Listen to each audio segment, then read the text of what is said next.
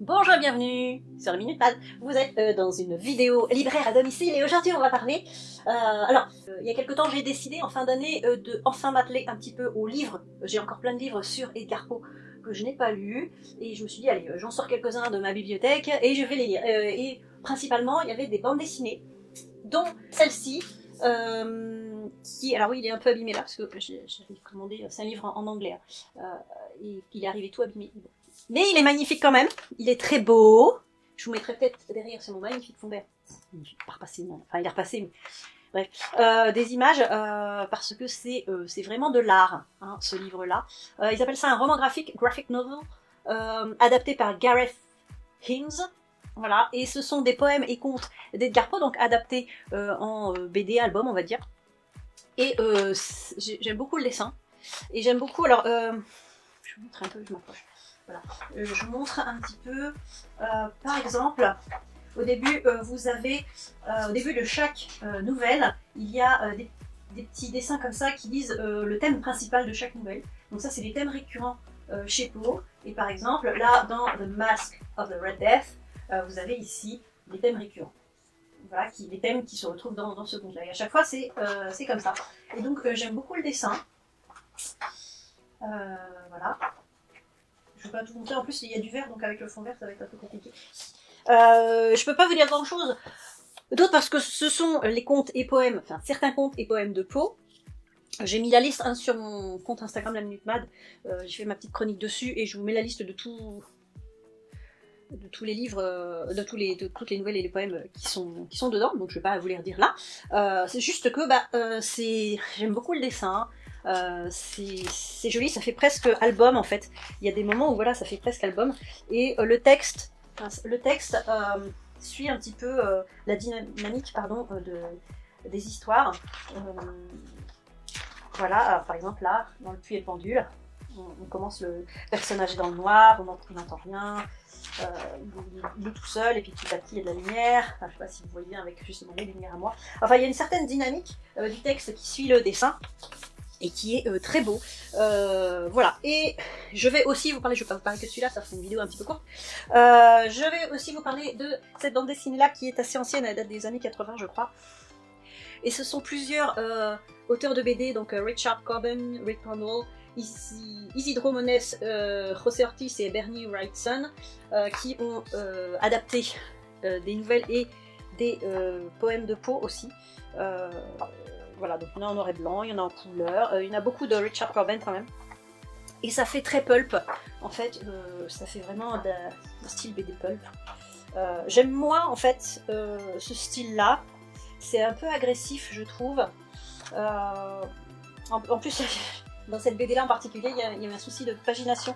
Et dans Double Assassinat dans la rue Morgue, l'histoire est complètement à l'envers. Il y a aussi quelques coquilles. Ce qui est intéressant dans cette BD-là, on va mettre pas là. Non, c'est pas cette partie-là. Ce qui est intéressant dans cette BD-là, c'est on a en introduction, enfin une introduction de, je vais vous dire son nom, Joël Wintervert, qui analyse les bandes dessinées. Et elle les analyse de manière critique, c'est-à-dire tout ce qui est positif elle le dit, tout ce qui est négatif elle le dit aussi. Donc c'est une analyse assez pertinente, j'ai trouvé. Bon, et effectivement, moi je suis moins fan, j'aime bien ce côté gothique là, mais ça reflète pas vraiment ce que vous voulez proposer Edgar Poe. Lui il voulait présenter la beauté, malgré le grotesque, et là il y a plus un côté grotesque, il y a un côté esthétique malheureusement. Donc voilà, mais bon, ça reste un peu dans les années 80 aussi, hein. Même il y a des choses qui sont beaucoup plus anciennes, et bon, vous voyez, c'est les mêmes couleurs, quoi, c'est très bien, hein, mais bon, c'était la mode de l'époque. Voilà, et alors, dans le même style, il y a celle-ci, là c'est tout de Richard Coben, c'est Esprit des morts.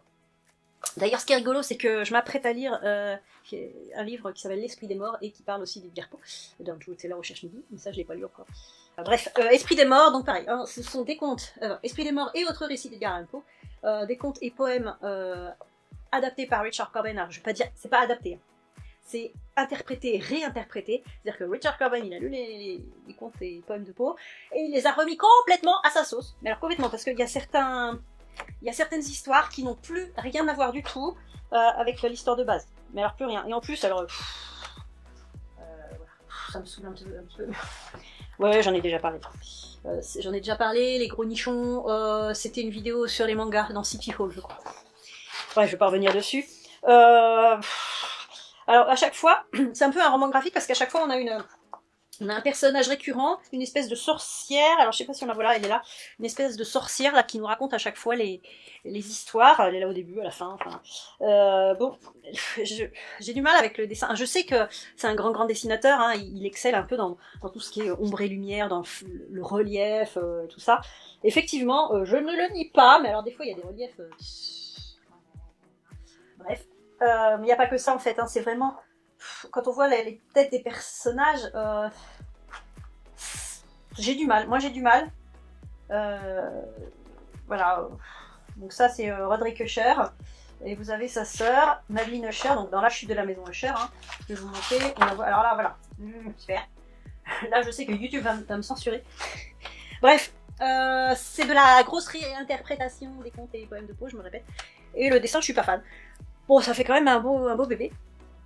C'est un beau livre, hein, mais voilà. Alors par contre, j'ai vachement préféré, à la fin, on a des couvertures originales, pareil, hein, toujours de Richard Corbin, qui sont beaucoup plus jolies, un peu gore quand même, mais beaucoup plus jolies, et celle-ci, magnifique. Voilà, donc c'est tout ce que j'avais à dire, et je vais vous parler de notre 4e bande dessinée. Alors là, il n'y a pas que Poe dedans, c'est Histoire à dormir debout de Pedro Rodriguez, qui reprend des nouvelles du 19e siècle. Donc on a Edgar Poe, on a Maupassant, on a Stevenson, on en a plein. Et ça reste des histoires souvent de fantômes, de vampires, de diables, de choses comme ça, des histoires fantastiques. Beaucoup de fantômes. Donc rien à voir avec la... On voit pas du tout de singes comme ça dans les nouvelles. C'est un peu comme s'il nous invitait à venir dans son stand de l'horreur, de l'étrange plutôt, parce que c'est pas tellement de l'horreur. Et on a donc, voilà, et le style est quand même, il est peut-être plus rigolo d'ailleurs. Les personnages avec leurs grands yeux comme ça, nous invitent à l'épouvante presque. C'est un petit voilà, donc oui, le dessin est sympa. Moi j'y connais rien en bande dessinée, donc je pourrais pas vous analyser le truc. Hein, mais, voilà, donc je pense que les nouvelles ont été légèrement revisitées, j'imagine, parce que moi j'avais lu La Main de Maupassant, donc j'avais lu Le Chat Noir aussi de Poe qui est dedans. Et il me semble que ça a été légèrement revisité, mais bon, sans plus, quoi, c'est vraiment pour que ça soit adaptable au format BD.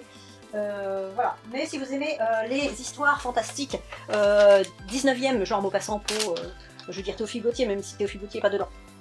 Vous voyez un peu le style, ouais, c'est assez sympa, effectivement, et ça permet de découvrir des classiques d'une autre manière. Voilà. Est-ce que si vous aimez lire des bandes dessinées issues de classiques, de romans ou de nouvelles classiques, parce que ça, il y en a pas mal, il y a aussi pas mal de mangas aussi qui font ça maintenant. Dites-moi tout en commentaire, et puis bah, sur ce, bonne lecture.